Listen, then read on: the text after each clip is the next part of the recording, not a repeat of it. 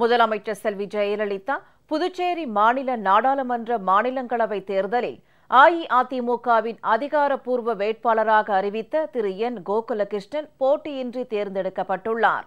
இதற்கான அறிவிப்பை புதுச்சேரி சட்டப்பேரவை செயலாளர் அதிகாரப்பூர்வமாக வெளியிட்டுள்ளார். புதுச்சேரியில் நாடாளுமன்ற மாநிலங்களவை உறுப்பினர் பதவிக்கான தேர்தலில் உழவர்கரை தொகுதி ரெட்டியார்பாளையத்தைச் சேர்ந்த திரு என் கோகுலகிருஷ்ணன் அஇஅதிமுகவின் அதிகாரப்பூர்வ வேட்பாளராக நிறுத்தப்படுவதாக அஇஅதிமுக பொதுச் செயலாளரும் முதலமைச்சருமான செல்வி ஜெயலலிதா அறிவித்திருந்தார்.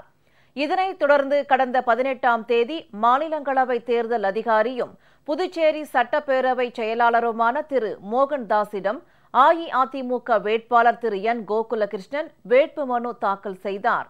அதனைத் தொடர்ந்து 19ஆம் தேதி நடைபெற்ற மனுக்கள் பரிசீலனையின் போது அஇஅதிமுக வேட்பாளர் தாக்கல் செய்த மனு மட்டும் ஏற்றுக்கொள்ளப்பட்டது. மற்ற 4 சுயேட்சை வேட்பாளர்களின் வேட்பு மனுக்களும் தள்ளுபடி செய்யப்பட்டன.